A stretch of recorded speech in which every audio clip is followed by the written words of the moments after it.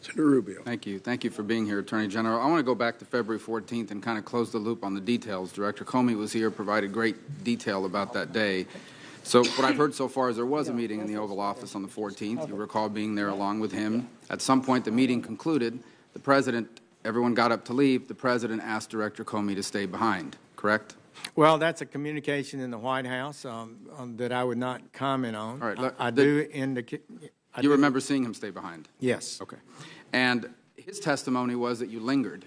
And his view of it was you lingered because you knew that you needed to stay. That was his characterization. Do you remember lingering? Do you remember feeling like you needed to stay? I do recall being one of the last ones to leave. Did you decide to be one of the last ones to leave? I don't know how that occurred. We had finished a counterterrorism briefing. There, a number of people were there, and people were filtering out. I eventually left, and I do recall that I think I was the last or one of the last 2 or 3 to leave. Would it be fair to say that you felt like perhaps you needed to stay because it involved the FBI director? Well, I don't know how I would characterize that, Senator Rubio. I left. It didn't seem to me to be a major problem. I knew that Director Comey, long-time experience in the Department of Justice, could handle himself well. So you saw him after that. He characterized it as he went up to you and said, you know, never leave me alone with the President again. It's not appropriate. And he said, this is his characterization, you just kind of shrugged like as if to say, what am I supposed to do about it? Well, I think I described it more completely, correctly. He raised that issue with me, I believe, the next day. I think that was correct. And he expressed concern to me about that private conversation. And I agreed with him essentially that there are rules on private conversations with the President. But there's not a prohibition on a private discussion with the President, as I believe he's acknowledged 6 or more himself with President Obama and President Trump.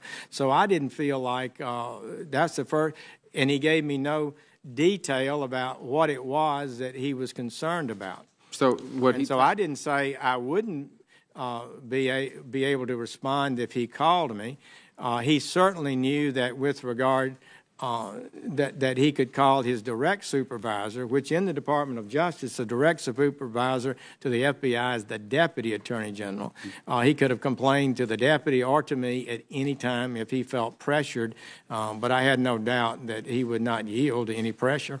Do you know if the President records conversations in the Oval Office or anywhere in the White House? I do not. Let me ask you this. If, in fact, any president was to record conversations in their official duties in the White House or the like, would there be an obligation to preserve those records? I don't know, Senator Rubio. Probably so. I want to go to the campaign for a moment. As I'm sure you're aware, as it's been widely reported, Russian intelligence agencies often pose not simply as an official, but in covers as businessmen, a journalist, and the like. At any point during the campaign, did you have an interaction with anyone who, in hindsight, you look back and say they were trying to influence me or gain insight, that in hindsight you look at and wonder? I don't believe in my conversations with the 3 times. Just in general. Nah. Well, I met a lot of people, a lot of foreign officials who wanted to argue their case for their country and to point out things that they thought were important for their countries. But yes, that's a normal thing, I guess, we talk about. Right, but as far as someone who's not an official from another country, just a businessman or anyone walking down the street who kind of struck you as someone that was trying to find out what you were up to or what the campaign was up to, you never remember any sort of interaction that in hindsight appears suspicious? Well, I'd have to rack my brain, but I don't recall it now. My last question. You were on the foreign policy team. The Republican platform was changed to not provide defensive weapons to Ukraine. Were you involved in that decision? Do you know how that change was made or who was involved in making that change? I was not active in the platform committee, did not participate in that, and don't think I had any direct involvement. Do you know who did, or do you have no recollection of a debate about that issue internally in the campaign? I never watched the debate.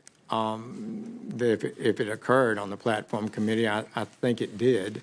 So I don't recall that, Senator Rubio. I'd have to think about that. Thank you. Senator Wyden. Thank you very much, Mr. Chairman.